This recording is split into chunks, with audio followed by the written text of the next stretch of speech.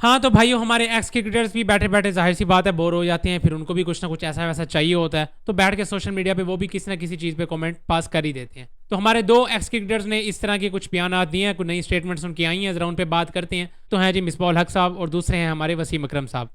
शुरू करते हैं ज़रा वसीम अकरम साहब से, जिन्होंने ये बात कर दी है कि इंडिया का ओपनर बैट्समैन अभिषेक शर्मा, उनकी उन्होंने बड़ी तारीफ की है।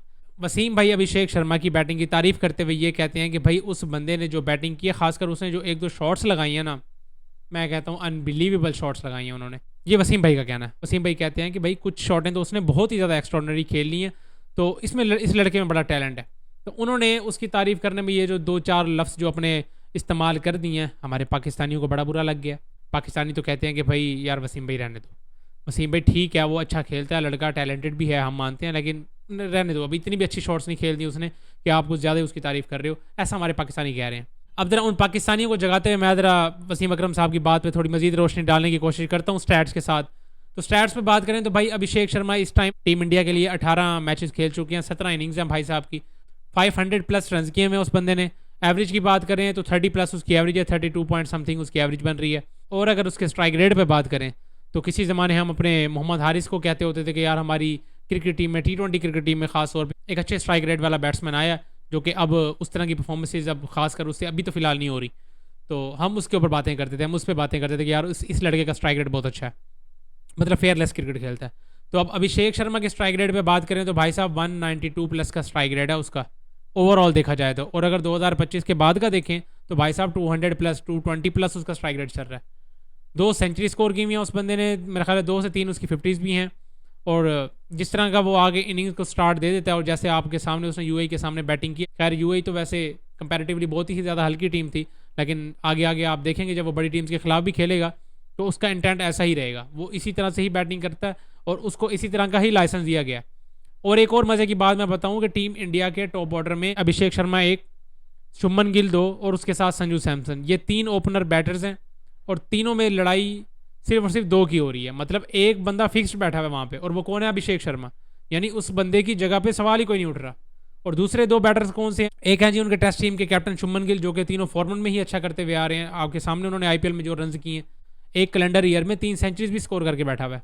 और दूसरा बैटर बैठा हुआ है उनके साथ जी संजू सैमसन। तो इन 2 की आपस में लड़ाई हो रही है कि भाई ओपन कौन जाएगा इनके साथ। लेकिन अभिषेक शर्मा पे बात कोई नहीं कर रहा, उसको वो उसकी जगह फिक्स्ड है, उसको एक प्रॉपर लाइसेंस दिया भाई तूने एक तो जाना ओपन है और उसके बाद उन्हें खेलना भी ऐसे ही है।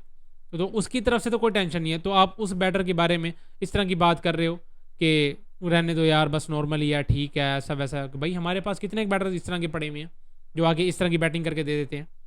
तो अगर कोई अच्छा कर रहा है तो उसकी तारीफ करना भी सीखो, और अगर कोई कर रहा है तो एक्सेप्ट करना भी सीखो, उसको एडमायर भी करो कि नहीं यार ये बंदा ठीक बात कर रहा है। खैर ये तो हो गई भी हमारे पाकिस्तानियों की बात।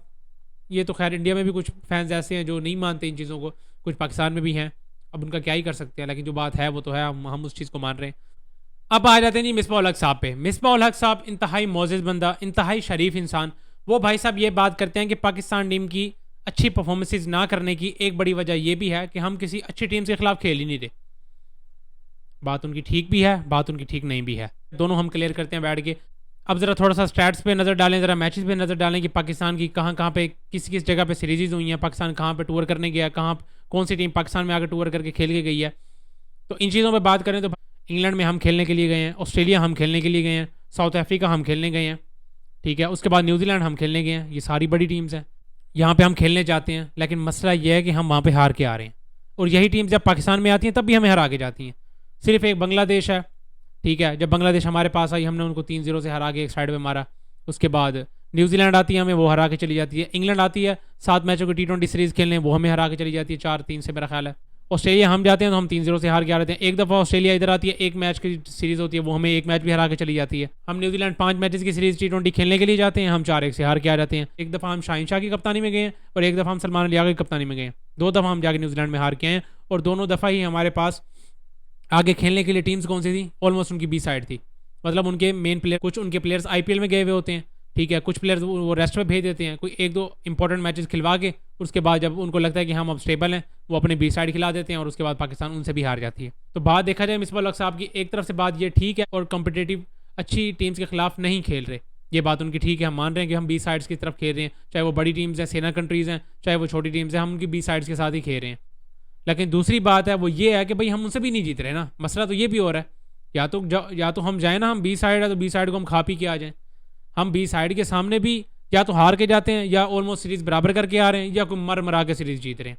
अभी ये रिसेंट सीरीज देख लें, अफगानिस्तान, यूएई और पाकिस्तान, हम यूएई के सामने भी फंस आगे खेल रहे थे और इंडिया के सामने आप देख लो कि यूएई की क्या हालत हुई भी थी। तो आप यहाँ से अंदाज़ा करें कि हम बी साइड के खिलाफ भी खेल रहे हैं, हमारी उस तरह की परफॉर्मेंसेज नहीं है।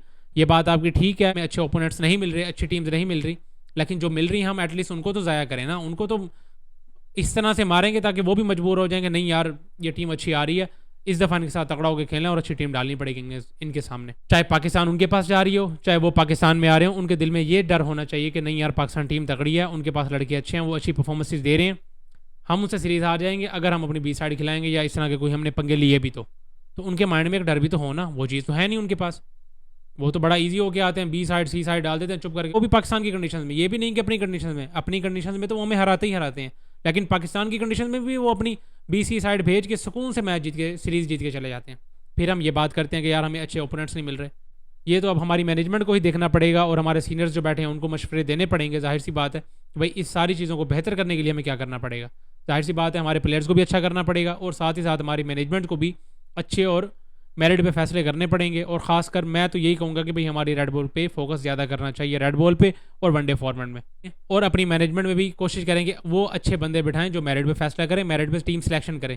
ये सारी चीज़ें बेहतर होंगी, तब जाके हमारी टीम की परफॉर्मेंस भी अच्छी होगी। और प्लेयर्स को भी चाहिए कि वो अपनी फिटनेस पे, अपनी गेम पे और अपनी इन सारी चीज़ों को मॉडर्न डे को अडेप्ट करने की भी कोशिश करें। वो नहीं कि भाई शुरू में जिस तरह से आए और उसी तरह से ही हमने सारी ज़िंदगी क्रिकेट ऐसे खेलनी है, ऐसा भी नहीं चलेगा। जैसे जैसे क्रिकेट इंप्रूव हो रही है आपको भी अपनी अपनी क्रिकेट को, अपनी स्किल्स को इंप्रूव करने की ज़रूरत पड़नी है, लाजमी ये चीज़ तो है। तो ये सारी चीज़ें जब मिलेंगी तभी क्रिकेट इंप्रूव होगी। तो मिस बॉलक साहब की भी बात ठीक है, जो दो मुझे समझ आ रही थी मैंने तो अपनी तरफ से कर दी हैं। अब आपको इन सारे मामलों में क्या लगता है कि पाकिस्तान क्रिकेट किस तरह से ज़्यादा मजीद बेहतर हो सकती है, लाजमी कमेंट्स में शेयर करें। इस वीडियो में इतना ही, मिलते हैं नेक्स्ट वीडियो में।